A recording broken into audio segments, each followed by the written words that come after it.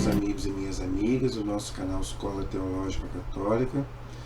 Vamos gravar o nosso vídeo de hoje, mas antes vamos rezar, pedir ao Divino Espírito Santo que nos ilumine em nome do Pai, do Filho e do Espírito Santo. Amém. Vinde, Espírito Santo, enchei os corações dos vossos fiéis, acendei neles o fogo do vosso amor. Enviai, Senhor, o teu Santo Espírito, e tudo será criado, e renovareis a face da terra. Oremos, ó Deus, que instruíste os corações dos vossos fiéis. Com a luz do Espírito Santo, fazei que apreciemos retamente todas as coisas, segundo o mesmo Espírito, e gozemos sempre da sua consolação. Por Cristo Senhor nosso. Amém. Que Nossa Senhora Virgem Santíssima interceda por nós. Ave Maria, cheia de graça, o Senhor é convosco.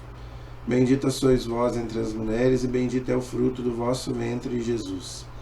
Santa Maria, Mãe de Deus, rogai por nós, pecadores, agora e na hora de nossa morte. Amém. Glória ao Pai, ao Filho e ao Espírito Santo, como era no princípio, agora e sempre. Amém. Nossa Senhora Aparecida, rogai por nós. São José, rogai por nós. Todos os anjos e santos de Deus, rogai por nós. Ó meu Jesus, perdoai-nos, livrai-nos do fogo do inferno, levai as almas todas para o céu e socorrei principalmente as que mais precisarem da vossa misericórdia. Jesus, manso e humilde de coração, fazei o nosso coração semelhante ao vosso. Em nome do Pai, do Filho e do Espírito Santo. Amém. Muito boa noite. Espero que todos estejam bem, na paz de nosso Senhor Jesus Cristo. Vamos gravar o nosso vídeo de hoje. Antes, eu peço a vocês que se inscrevam, como eu peço sempre, compartilhem os nossos vídeos, que outras pessoas possam ter acesso a esse conteúdo.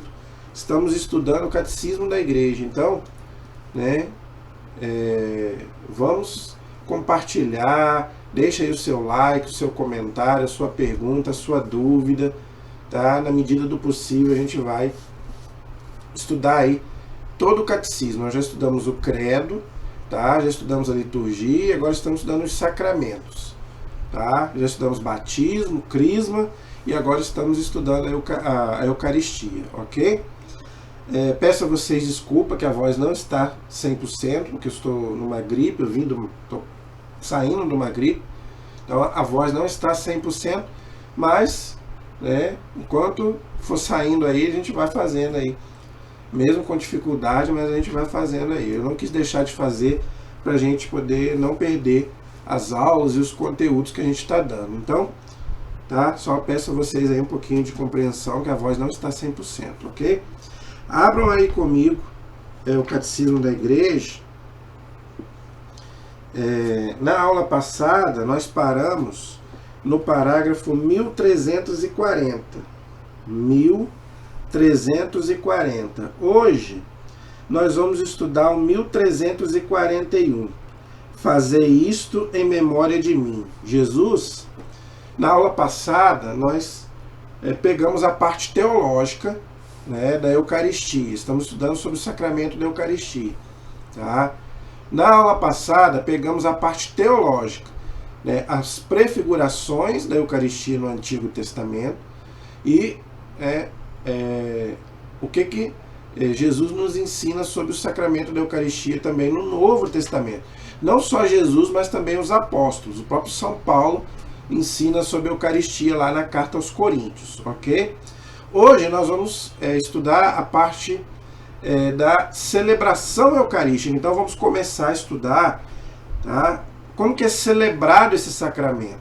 Porque Jesus falou, fazer isto em memória de mim. Então Jesus mandou celebrar a Eucaristia até ele voltar. Fazer memória, eu já venho falando aqui, não é relembrar um acontecimento do passado, é tornar presente.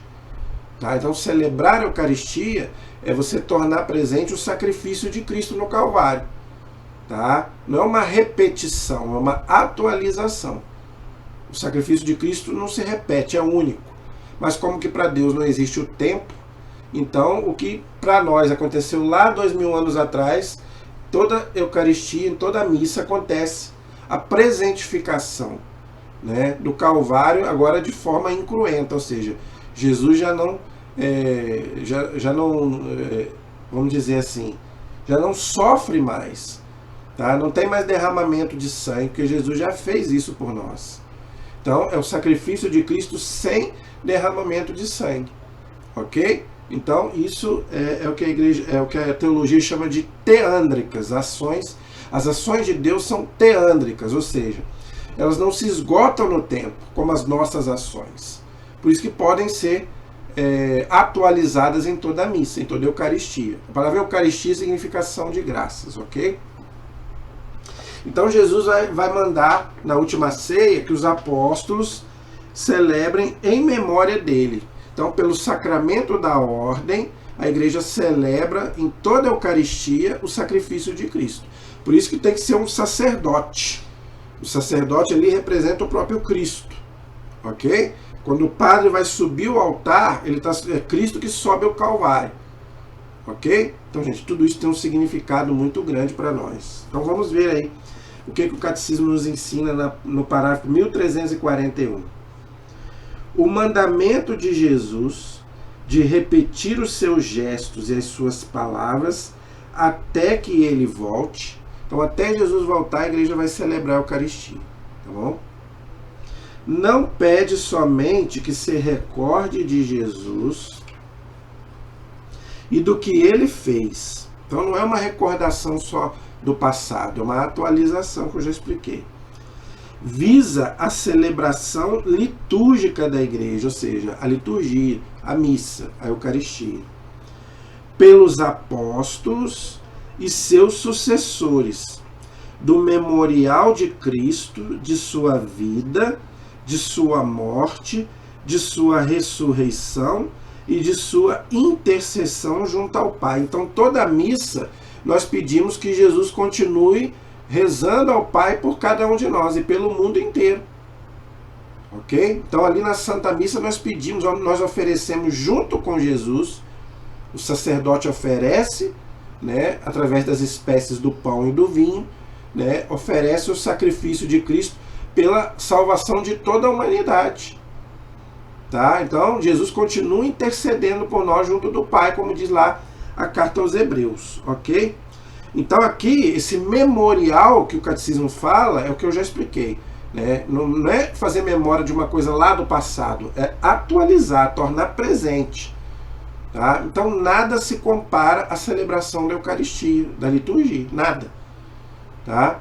É a coisa mais importante para nós, porque ali nós estamos celebrando o sacrifício de Cristo por nós, ok? E eu falei na aula passada, o único dia que a igreja não celebra a Eucaristia é na Sexta-feira Santa. Por quê? Porque na Sexta-feira Santa nós estamos celebrando a morte de Cristo, e aqui diz bem claro, nós celebramos a vida, morte e ressurreição de Jesus. Então, como na Sexta-feira Santa nós estamos celebrando a morte de Cristo, não há missa nesse dia, mas tirando a Sexta-feira Santa, todos os outros dias do ano, a igreja celebra o sacrifício de Cristo e oferece ao Pai pela salvação do mundo. Isso é muito importante, ok? 1341 é o parágrafo. Esses sucessores dos apóstolos aí são os nossos bispos de hoje, o Papa, que é o sucessor de Pedro, os bispos sucessores dos apóstolos e os sacerdotes, que são ordenados pelo bispo. Então, somente eles podem celebrar a Eucaristia, mais ninguém. Nós vamos ver mais para frente sobre isso. 1342. Desde o início, tá vendo? Então a igreja celebra a Eucaristia desde o primeiro século. Não é uma coisa que veio de agora. E até o ano 1500 não havia contestação, até que o senhor Lutero e os seus sucessores começaram a questionar todos os sacramentos, inclusive a Eucaristia. Né? Para o Lutero era um símbolo, não era, né, o corpo de Cristo como nós cremos. Tá? Ele não acreditava na transubstanciação, no milagre da transubstanciação. Né? Paciência, infelizmente. Então, desde o início, a igreja foi fiel ao mandato do Senhor. Da igreja de Jerusalém se diz: eles eram perseverantes ao ensinamento dos apóstolos, à comunhão fraterna, a fração do pão e as orações. Então, a celebração da Eucaristia era chamada de fração do pão. Depois foi se chamada missa, hoje Eucaristia, não é? Ação de graças. Dia após dia, unânimes, mostravam-se assíduos no templo e partiam o pão pelas casas, tomando o alimento com alegria e simplicidade de coração. Atos capítulo 2, versículos 42 e 46. Depois você anote aí para você ler depois. É muito importante, gente, a gente ler o comecinho ali de Atos, que a gente vai entender como é que era o começo da igreja. A igreja primitiva, não é? Como é que era o começo da igreja? Era a celebração da missa. Tá? Então, depois você lê lá, Atos capítulo 2, versículo 42 e 46. Antigamente era chamado de fração do pão. Depois, né, passou a se chamar missa e Eucaristia, celebração da Eucaristia. Ok? Mas a celebração era a mesma. Mudou coisas secundárias, coisas pastorais. Tá? Mas a celebração é a mesma, lá do século I. E a igreja foi celebrando no século II, III até hoje. A igreja nunca deixou de celebrar a Eucaristia e nunca deixou de acreditar. É só você ver os santos, os papas da época, né, dos primeiros séculos, todos eles pregavam sobre a Eucaristia. Você não vai encontrar uma linha de um padre da igreja antigo, não é, falando que a Eucaristia é símbolo, como os nossos irmãos protestantes falam. Ninguém você vai ouvir falar isso. Nem papa, nem santo, nem os padres do começo da igreja. Todos eles falam que a Eucaristia é o corpo de Cristo, não é simbologia. Não é um símbolo. Tá? Infelizmente, com Lutero, que veio essa doutrina totalmente errada. Tá? Eles não acreditarem na transubstanciação, ou seja, muda a substância, aquilo que você não vê, apesar do gosto de pão, aparência de pão, mas não é pão, é corpo de Cristo. Né? Paciência. Então esse é o parágrafo 1342. Agora vamos para o parágrafo 1343. Era sobretudo no primeiro dia da semana. Qual que é o primeiro dia da semana? É o domingo. Por isso que a Eucaristia, né, sempre foi celebrada pelos apóstolos no domingo. Por isso que para nós o nosso dia santo é o domingo, não é mais o sábado. O sábado é o dia sagrado dos judeus, mas nós não somos judeus. Então não tem cabimento a gente colocar como dia sagrado para nós o sábado. Nós cristãos celebramos a missa no domingo, ok? Como dia santo, dia sagrado. E nesse dia não é só para não trabalhar, é para você ir à missa. Tá? Então os apóstolos, eles usavam o domingo para celebrar a Eucaristia. Por isso que faltar a missa dia de domingo é pecado grave. Aqui no catecismo diz isso. Claro, quem estiver trabalhando, não puder ir, é diferente. Mas se você pode, né, e você não vai, é pecado grave. Agora, você pode ir também no sábado à noite, já vale para o domingo. Para quem não pode ir no domingo, o certo é você ir no domingo. Tá? Mas se você não pode ir por algum motivo, a igreja ainda te dá a chance de você ir no sábado à noite. Ok? Então, era sobretudo no primeiro dia da semana, isto é, no domingo, o dia da ressurreição de Jesus, que os cristãos se reuniam para partir o pão. Atos capítulo 20, versículo 7, está lá. É só você ler depois. Então, gente, os apóstolos celebravam a missa no domingo e não no sábado. E tem seitas cristãs aí que celebram, que dizem que o dia santo é o sábado. Se você é judeu, celebra no sábado. Mas para nós cristãos não, é o domingo. A própria igreja adventista, daquele pastor Rodrigo Silva, que muita gente gosta de seguir ele, seguem o sábado como dia santo. Respeitamos? Respeitamos, mas para nós é o domingo. Diz bem claro aí, Atos capítulo 20, versículo 7. Porque é o dia da ressurreição. Então os apóstolos celebravam a missa, né, a Eucaristia, no domingo, no dia da ressurreição de Jesus. Então passou a ser o dia sagrado, não mais o sábado, agora o domingo. Desde aqueles tempos até os nossos dias, a celebração da Eucaristia perpetua-se de sorte que hoje a encontramos em toda parte na igreja com a mesma estrutura fundamental, ela continua sendo o centro da vida da igreja. Então, a igreja nunca deixou de celebrar a Eucaristia no domingo. Nunca. É obrigatório celebrar a Eucaristia no domingo. Tá? Aliás, aqui em Itaperuna, a igreja celebra mais de uma vez. Ali na Matriz, por exemplo, dia de domingo são 4 missas.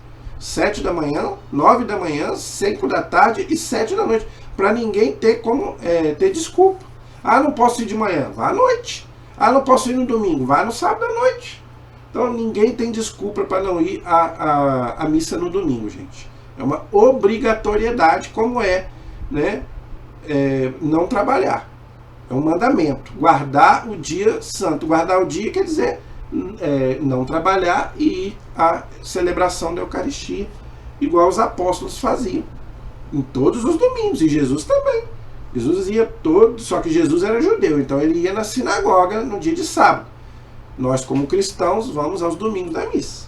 Ok? Então, é o centro da vida da igreja a Eucaristia. E para nós cristãos também. Ok? Esse é o parágrafo 1343. O 1344 diz assim: assim de celebração em celebração, anunciando o mistério pascal de Jesus, até que ele venha. 1 Coríntios capítulo 11, versículo 26. Olha aí. O mesmo que Jesus celebrava lá com os apóstolos, São Paulo também celebrava lá com a igreja lá de Corinto. O povo de Deus em peregrinação avança pela porta estreita da cruz. Olha que coisa bonita. Pela porta estreita da cruz, em direção ao banquete celeste, quando todos os eleitos se sentarão à mesa do reino. Então, gente, eu já venho falando isso aqui várias vezes. Se você quer participar do banquete do reino, da mesa do reino, você já tem que participar aqui. Já começa aqui. A nossa vida é lá, mas começa aqui. Então, quem já comunga aqui, quem já participa da missa aqui aos domingos, já vai experimentando o que nós vamos celebrar lá. Eu já venho falando isso aqui várias vezes. É o que o Scott Hahn ensina no livro Banquete do Cordeiro. E ele se converteu assistindo a missa. Tá? Então, gente, não podemos brincar com essas coisas. Tá? Não adianta você que é pai, você que é mãe, querer que o seu filho vá para a igreja se você não vai. Qual é o seu testemunho? Ah, meu pai não vai, minha mãe não vai, o que eu vou fazer lá? Então você só pode cobrar do seu filho e da sua filha se você faz. Tá? Então, gente, isso tem que ser uma coisa sagrada. Eu vou falar uma coisa aqui com uma dor no coração, mas eu vou falar. Dizem, né, que nós somos 60% de católicos. Né? Dizem que aqui no Brasil nós somos 60% de católicos. Nós já fomos 90%, quase 100%. Nos anos 70, era 90% de católicos. Hoje, dizem que são 60%. Dizem. Eu acho que é menos. Tá? Sabe quantos? Isso é pesquisa, tá? Pesquisa séria. Sabe quantos % de católicos vão à missa aos domingos? Desses 60%? Você vai cair para trás. 8%. De 60% de pessoas que se dizem católicas. Por isso que eu falo, gente, eu não acredito que são 60%. São católicos de IBGE. A pessoa vai lá no censo, né? Qual a sua religião? Católica. Fala que é católico, mas não vai à missa, né? Não vai à igreja, não lê Bíblia, né? Mas se dizem católicos. Eu não acredito que são 60%, mas desses 60% dos católicos de IBGE, 8% dizem, né, que vão à missa todos os domingos. 8% de 60%. Faz uma conta aí, você vai ver. De 60% que se dizem católicos, 8% vão à igreja aos domingos. Pelo menos à missa aos domingos. Aí eu pergunto a você, são católicos? Não, não são católicos. Se dizem católicos, de boca, né? Mas não são católicos. Esses 8% são católicos. Essa minoria, né? Eu posso dizer para você que no Brasil tem 8% de católicos. Aí eu posso falar. Porque esse é o católico verdadeiro. Que vai à missa, pelo menos à missa todo domingo. A igreja, gente, nem exige que você vá à igreja dia de semana. Porque você tem trabalho, você tem escola, né? Você tem seus afazeres. A igreja nem obriga você a ir à missa. Seria bom que você fosse todo dia. Mas a igreja não obriga que você vá todo domingo, toda semana. Os dias de semana, segunda a sábado. Mas pelo menos o domingo você não pode tirar 1 hora para Deus. Aqui em Itaperuna, gente, nós temos 4 missas aqui na matriz. Na matriz. Temos em todas as paróquias mais de uma missa. Você não pode ir 1 horinha de semana para Deus. Que amor é esse que você ama a Deus? E o amor a Deus fica onde? Por isso que eu falo que o lugar Deus ocupa na sua vida. Ah, Deus ocupa o primeiro lugar na minha vida. Não. Deus ocupa o último. Aí você pergunta, por que você não vai? Não tenho tempo. Não tenho tempo, Aí vem as desculpas esfarrapadas, não é? É aquela música. São muitos os convidados, quase ninguém tem tempo. Aí eu te pergunto, se Jesus bater na sua porta hoje, aquela porta ali está fechada. Vamos supor que ela estivesse aberta. O que precisa para essa porta se fechar? Que ela esteja aberta. Jesus pode te chamar hoje, meu amigo. E aí? O que você vai falar para ele? Não tenho tempo? Por isso que Jesus disse lá no Evangelho, não vos conheço. Quando Jesus voltar, vai haver muito choro e ranger de dentes. E lembra daquela das 10 virgens? 5 entraram e 5 ficaram batendo. É o noivo que chegou. Abre a porta. E o noivo vai dizer lá de dentro, não te conheço. Jesus vai falar isso. Não é? Ah, Senhor, mas eu fiz isso, eu fiz aquilo. Não te conheço. Tá? Por quê? Porque você não foi fiel nas pequenas coisas. Deus te pede 1 horinha por semana. E você não tem tempo. Programa. Faz uma programação de vida. O meu domingo é sagrado. Faça chuva, faça sol, eu vou me encontrar com Deus. Gente, eu já falei aqui. Quando é para criticar, eu critico. Mas quando é para elogiar, eu elogio. Os nossos irmãos protestantes podem ter todos os defeitos do mundo. Né? Podem ter todos os defeitos que eles têm. Mas eles são fiéis. Se bobear, eles vão na igreja todo dia. Eu já falei isso aqui. Eu conheço amigos meus que vão na igreja protestante todo dia. Porque ele falava para mim. Eu tenho um amigo que ele falava para mim, eu vou na igreja todo dia. E nós católicos não vamos nem aos domingos, à missa nem aos domingos.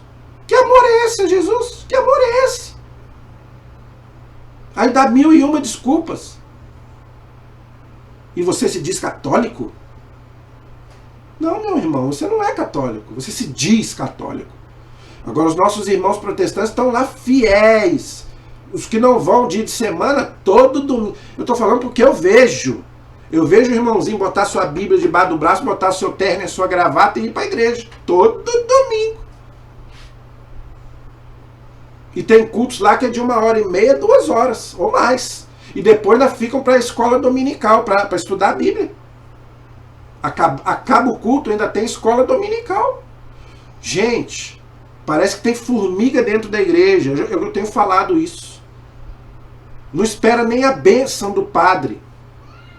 Comunga, né? Recebe a comunhão e sai fora. Não espera nem o padre dar a bênção final. Parece que tem formiga dentro da igreja. Eu queria entender por que as pessoas têm tanto pressa de sair da igreja. É 1 horinha. Não espera nem o padre dar a bênção. Gente, os irmãos protestantes, quando acaba o culto, eles ficam ali conversando. Na igreja, dentro da igreja. O católico, ó, fica a mula. Não cumprimenta nem o irmão, nem a irmã. Para saber, fulano, você está bem, você está mal, como que foi a semana. Ó, rapa fora. Cara amarrada, cara tonfada. Nem cumprimenta o irmão. O protestante sai, né? Sorrindo da igreja. A paz, meu irmão. A paz, meu irmão. Cumprimenta. E o católico? Por isso que os católicos deixam a igreja e vão para a igreja protestante. É por isso. E eu não tiro a razão deles. Nesse ponto, não. Tá? Eu critico protestantes na parte doutrinária. E eu vou fazer vídeos aqui sobre isso, eu vou explicar. Eu critico muito protestante na parte de doutrina. Entendeu? Agora, na parte de acolher, na parte de ser fiel a Deus, eles são 1000 vezes mais fiéis do que os católicos. 1000 vezes. Não é 10, não. 1000. Muito mais. O católico, ele não está nem aí.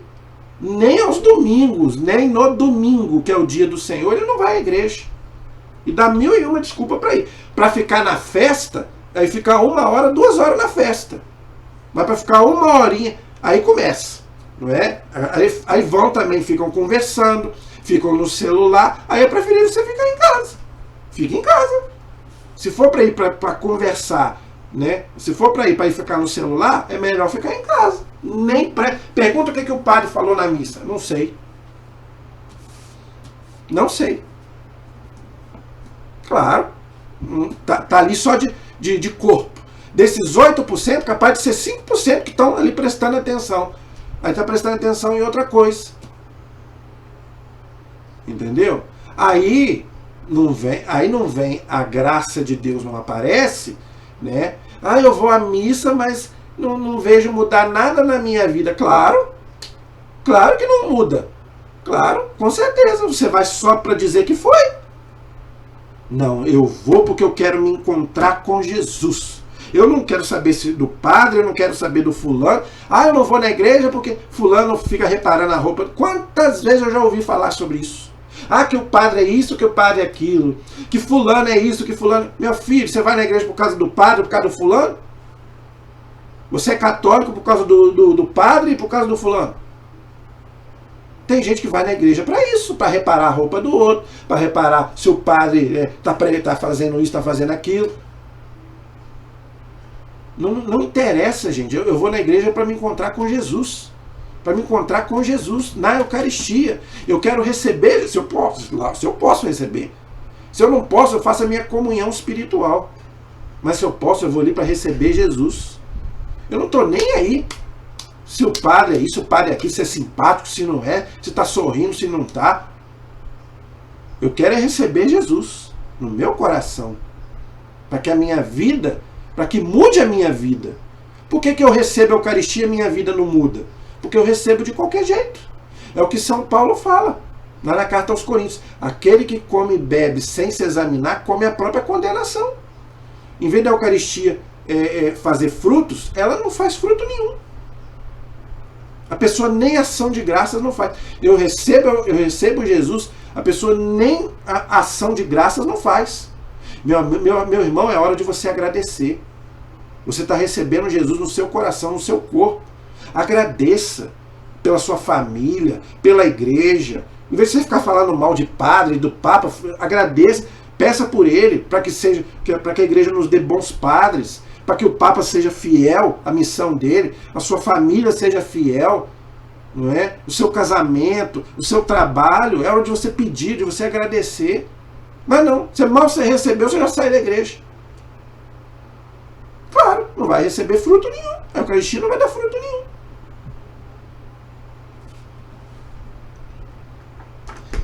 Esse é o parágrafo 1344. O 1345 fala da celebração litúrgica da Eucaristia. A missa de todos os séculos. Olha aí, tá vendo? Então, gente, a missa não é uma invenção da igreja. Missa quer dizer missão. Vem de missão. Tá? Então, infelizmente, aí o Lutero errou. Né? O Lutero falou que a igreja inventou a missa. Claro que não. O que pode ter mudado através dos séculos foi a parte pastoral. Por exemplo, a missa era celebrada em latim. Agora a missa é celebrada na língua do povo. Tá? Agora, veja, Jesus não falava latim, gente. Jesus falava o hebraico, o aramaico. As línguas que a Bíblia foi escrita é o aramaico e o grego. Então, a igreja adotou o latim lá no século IV, como a sua língua oficial. Mas, depois a igreja abriu para as outras línguas. Até porque nem todo mundo sabe latim. Eu não sei latim. A missa em latim é linda. do Padre Geraldo, quem conhece aqui o Padre Geraldo sabe, eu já assisti uma missa do Padre Geraldo, eu não entendi, eu fiquei só ali, porque eu não sei latim, eu não estudei latim. Então a igreja liberou a missa no português. Então o que mudou foi coisas pastorais, mas a celebração da missa é a mesma. Tá? O que não pode mudar, gente, é o rito da missa. Isso não pode mudar. Tá? O rito não pode mudar. É a liturgia da palavra e a liturgia eucarística. Isso aí a igreja nunca mudou e nem vai mudar. Agora, coisas secundárias podem mudar. Se o padre está virado para frente ou para lá, isso aí não tem problema, isso pode mudar. Agora, o rito que está ali no missal romano, tá? O Papa, agora há pouco tempo, ele deu algumas mudadas ali no missal, mas a essência é a mesma, a liturgia da palavra e a liturgia eucarística. Tá? O que é essencial não pode mudar. Podem mudar coisas secundárias. Mas o missal romano continua o mesmo, a celebração da missa continua a mesma. Porque vem lá dos primeiros séculos, lá do primeiro século, não pode mudar. Então aqui diz bem claro. Desde o século II, temos o testemunho de São Justino. Então agora, gente, é a tradição da igreja. Até agora nós colocamos a Bíblia. Não é? Na aula passada eu coloquei os textos bíblicos do Antigo, do Novo. Então estudamos o que a parte da Eucaristia na Sagrada Escritura. Agora vamos ver o que a tradição da igreja fala, que também é fonte de revelação para nós católicos. A Igreja Católica não se baseia somente na Bíblia. Nós não somos protestantes. É outra coisa que me incomoda bastante dos católicos, por influência dos protestantes. Onde está escrito isso na Bíblia? Nem tudo está escrito na Bíblia. Graças a Deus, se nem escrito na Bíblia eles não creem, né? Se está escrito na Bíblia, os protestantes às vezes não creem, imagina aquilo que não está lá. Por quê? Para nós católicos, a nossa fé vem da Bíblia e vem da tradição, daquilo que não foi escrito. Então agora nós vamos ver a parte da tradição da igreja, aquilo que não foi escrito, mas que chegou até nós através da sucessão apostólica, dos apóstolos, mas não foi escrito. Ok? Então, desde o século II, tá vendo? Temos o testemunho de São Justino Marte, ou seja, que foi martirizado, foi morto, São Justino, ok? Que era um bispo, sobre as grandes linhas do desenrolar da celebração eucarística, que permaneceram as mesmas até os nossos dias para todas as grandes famílias litúrgicas. Então, gente, a liturgia é a mesma lá do segundo século. Não mudou nada, mudou coisas secundárias, como eu já falei. Mas o cerne é o mesmo. Liturgia eucarística, liturgia da palavra. Não mudou nada. Assim escreve pelo ano 155, olha só, hein? Então lá no ano 155 já era celebrada a missa como nós celebramos hoje, a Eucaristia. Pelo ano 155, para explicar ao imperador pagão Antonino Pio, que foi imperador do ano 138 ao ano 161, o que os cristãos faziam. Então, os cristãos explicando para o imperador como que era celebrada a missa lá no segundo século, ano 155. Olha como que era celebrada a missa lá no segundo século. No dia do sol, domingo, para os pagãos, o sol era Deus. Tá? Então, no dia do sol, domingo, tá? Como é chamado, reúne-se no mesmo lugar os habitantes, não tinha igreja ainda. Nessa época não tinha um templo ainda. Tá? Reunir num só lugar os habitantes das cidades, quer das cidades, quer dos campos. Então todo mundo se reunia no mesmo lugar, porque não tinha igreja ainda, não tinha o templo. Estava no tempo da perseguição romana, ano 155. Só vai começar a construir o templo depois de Constantino, 313. Aqui é 155 ainda. Olha como que a igreja já existia antes de Constantino. Então não foi Constantino que fundou a igreja católica. A igreja já celebrava a missa muito antes. Leem-se na medida em que o tempo permite, ora os comentários dos apóstolos, ora os escritos dos profetas, a liturgia da palavra. Tá vendo? Então, a celebração da missa sempre foi assim. Primeiro a palavra, depois a Eucaristia. Então, primeiro a palavra. Ouvir, né, os escritos dos profetas do Antigo Testamento e também dos apóstolos do Novo Testamento. Por isso que a igreja tem a primeira leitura, que geralmente é do Antigo Testamento, o Salmo, a segunda leitura, que é dos apóstolos, e o Evangelho. Tá vendo? Igualzinho era no primeiro século. Tá vendo? Depois, quando o leitor terminou, o que preside toma a palavra para aconselhar e exortar a imitação de tão sublimes ensinamentos, a homilia. Então, depois que eles liam a palavra, a pessoa explicava a palavra, é a homilia. Olha aí, tá vendo? Tudo que a gente celebra hoje na missa. A liturgia da palavra primeiro, depois o padre explica, é a homilia. Por isso que eu venho falando, gente, na hora da homilia, não é para você ficar conversando, é a explicação da palavra. Por isso que depois o padre, você não sabe o que o padre falou, você está conversando. Então, gente, a homilia é para fazer silêncio, para ouvir, não é para ficar no celular, não é para ficar conversando. Ouvir a palavra de Deus, é Jesus falando. O padre ali representa o próprio Cristo. O padre está falando, as pessoas não estão nem aí.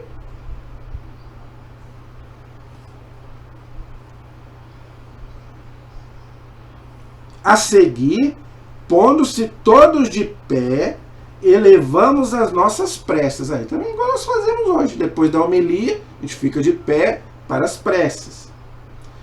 Por nós mesmos e por todos os outros, onde quer que estejam, a fim de sermos de fato justos por nossa vida e por nossas ações, e fiéis aos mandamentos, para assim obtermos a salvação eterna. O mesmo que nós fazemos hoje na missa. Depois da homilia, a gente fica de pé para o que nós chamamos de preces. Aí nós pedimos por nós e pelo mundo inteiro a Deus. É o mesmo que acontece hoje, tá vendo? Não mudou nada. É a mesma missa. No primeiro século, é a mesma missa de hoje.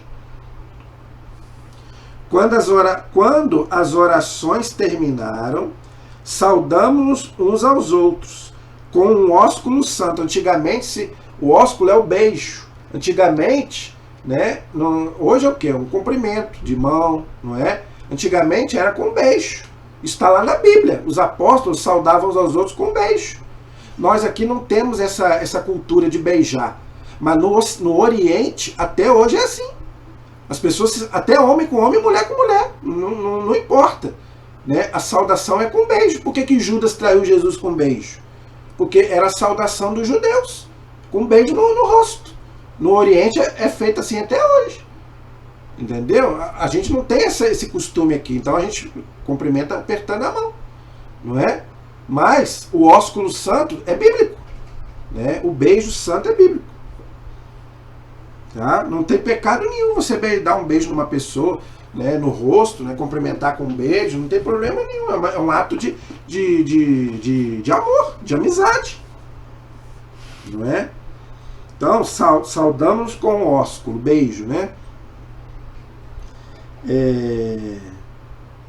Em seguida, leva-se aquele que preside aos irmãos pão e um cálice de água e de vinho misturados. E agora vem a celebração da Eucaristia.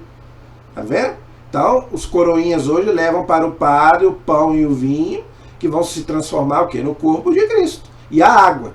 O padre coloca também uma gotinha de água no cálice, como eu já expliquei na aula passada.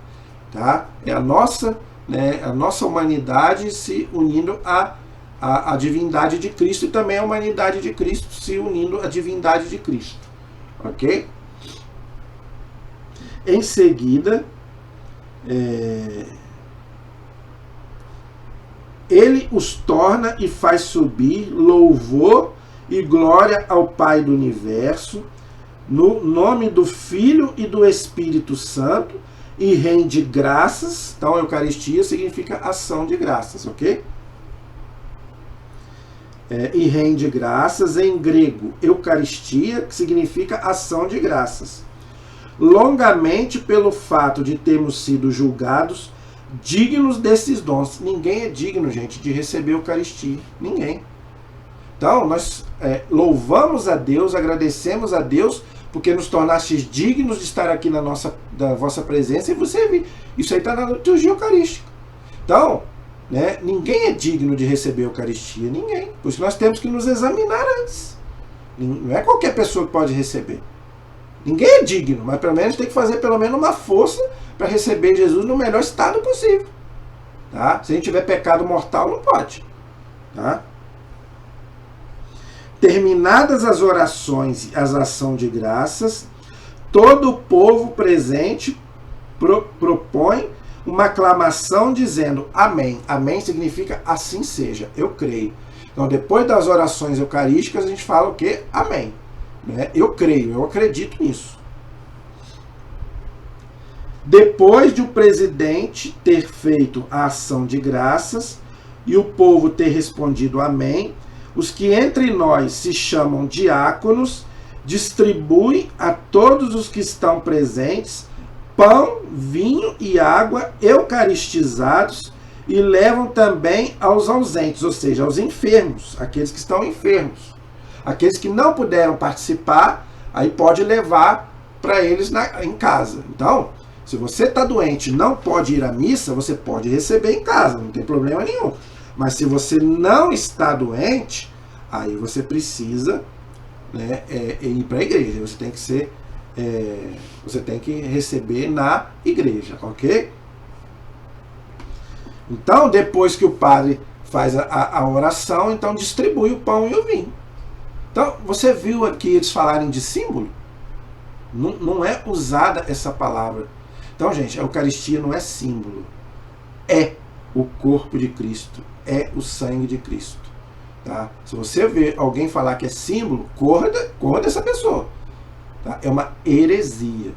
Tá? A Eucaristia é Jesus. Não simboliza Jesus. É Jesus. Ok? Esse é o parágrafo 1345. O último de hoje, 1346. A liturgia da Eucaristia desenrola-se segundo uma estrutura fundamental que se conservou ao longo dos séculos até os nossos dias, tá vendo? Até o ano 1500 não tinha problema nenhum. Do ano 1500 para cá, o senhor Lutero questionou isso, passou a dizer que é símbolo. Não é que símbolo coisa nenhuma. Ou você acredita em Jesus, ou você acredita no Lutero. Aí não tem meio termo, gente. Com Deus não tem disse-me-disse. Por isso que eu falo, a verdade é uma só. Tá? Ou você acredita em Jesus, ou você acredita no senhor Lutero. Tá? Que falou que é símbolo. Para nós não é símbolo, para nós é o próprio corpo de Cristo. Ok? Desdobra-se em dois grandes momentos que formam uma unidade básica. Então aqui ele começa a explicar como que é a celebração da Eucaristia, tá? No domingo, ok?